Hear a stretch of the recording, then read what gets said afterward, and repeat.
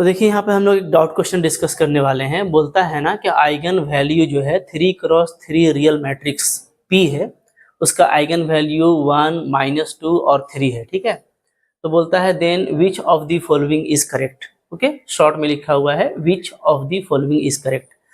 तो है तो सिंपल क्वेश्चन और बहुत सारे बच्चों को लगता होगा कि इजी है, तो मैं सजेस्ट करूंगा कि जो कर सकते हैं वो पहले जरूर कर लीजिए।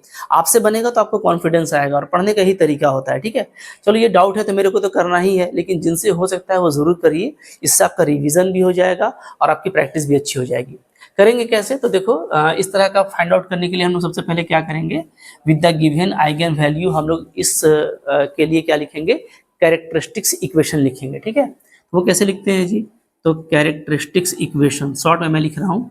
ठीक है, कैसे लिखेंगे, तो x-1 लेंगे फॉर द आइगन वैल्यू 1, इसके लिए हो जाएगा फैक्टर x+2 और 3 के लिए हो जाएगा x-3। ठीक है, और ये इक्वल टू कर देंगे 0। So this is the characteristics equation of the given matrix. ठीक है, चलो तो कुछ करना नहीं था, आइगन वैल्यू जैसा जैसा दिया हुआ है फैक्टर बना करके 0 कर दिए, मल्टीप्लाई करके देखिए क्या आता है। इसको मल्टीप्लाई करेंगे हो जाएगा x² और ये आपका x और -2। ठीक है, साथ में आपका x-3 is equal to 0 finally, और मल्टीप्लाई कीजिए यहाँ पे तो ये हो जाएगा हमारा x³ + 6 इक्वल टू 0। ये आपको दे रहा है x³ - 2x² - 5x + 6 equal to 0।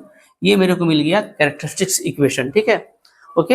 इसके बाद कैले हैमिल्टन थ्योरम सिंपली ये कहता है कि अगर कोई मैट्रिक्स P है तो वो अपने इक्वेशन को सेटिस्फाई करेगा, तो इसको सेटिस्फाई कर देगा। तो सिंपली यहाँ पे हम लोग क्या करेंगे, x के प्लेस पे P रख देंगे तो हो जाएगा p³ - 2p² - 5p + 6 equal to 0। ठीक है, अब ये 0 मैट्रिक्स कहलाएगा। ठीक है, क्योंकि आप मैट्रिक्स पुटअप कर रहे हो तो, और यहाँ पे 6 है ना, तो 6 आइडेंटिटी लिखेंगे, 6 इंटू आइडेंटिटी इक्वल टू 0। तो अब कुछ नहीं करना है, यहाँ से अब देख लो P इनवर्स निकालना है तो हम लोग क्या करेंगे, हम लोग दोनों तरफ P इनवर्स से मल्टीप्लाई कर देते हैं। ठीक है, तो मल्टीप्लीकेशन कर दो P इनवर्स से, इधर भी कर दो P, इधर भी आप P इनवर्स से मल्टीप्लाई कर दो, तो 0 मैट्रिक्स को किसी से भी मल्टीप्लाई करेंगे तो 0 ही रहेगा, ये तो आपको 0 ही मिलने वाला है। ठीक है, अब इधर देखिए क्या बच रहा है, तो मैं यहीं पे कर देता हूँ। इधर हमारा बच रहा है, देख लो। ठीक है, p² बच रहा है जी, इसको मल्टीप्लाई करेंगे तो यहाँ पे बचेगा मेरा -2p।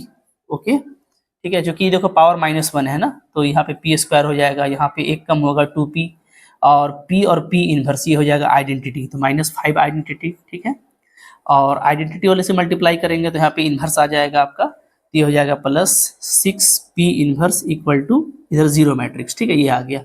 अब आपको p इनवर्स निकालना है, जैसे कि ऑप्शन में दिख रहा है, तो ये 6p इनवर्स को अलग कर देते हैं। ठीक है, तो 6p इनवर्स को अगर मैं अलग करूंगा तो इधर क्या क्या बचेगा, तो सबको इधर ले जाइए। ठीक है, तो इधर हमारा आ जाएगा +5 आइडेंटिटी।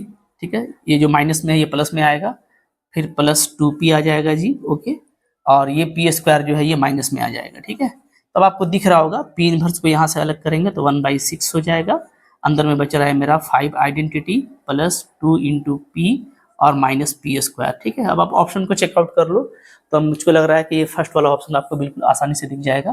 तो मुश्किल क्वेश्चन नहीं था, बिल्कुल मोहब्बत से बनाना है। ठीक है, लॉलीपॉप क्वेश्चन कहलाता है इस तरह का, और बहुत सारे बच्चों ने बनाया होगा, बट चलो डाउट होता है, किसी बच्चे को अगर अचानक से आ गया तो उसका भी सम्मान करना है, आपको प्रैक्टिस का फायदा हुआ। ठीक है, और आई होप आपको ये समझ में आ गया होगा कैसे करना है, पूरा डिटेल ये सारा काफ़ी ईजी होता है, एग्जाम पॉइंट ऑफ व्यू से इंपॉर्टेंट भी है, ऐसा नहीं कि इंपॉर्टेंट नहीं है।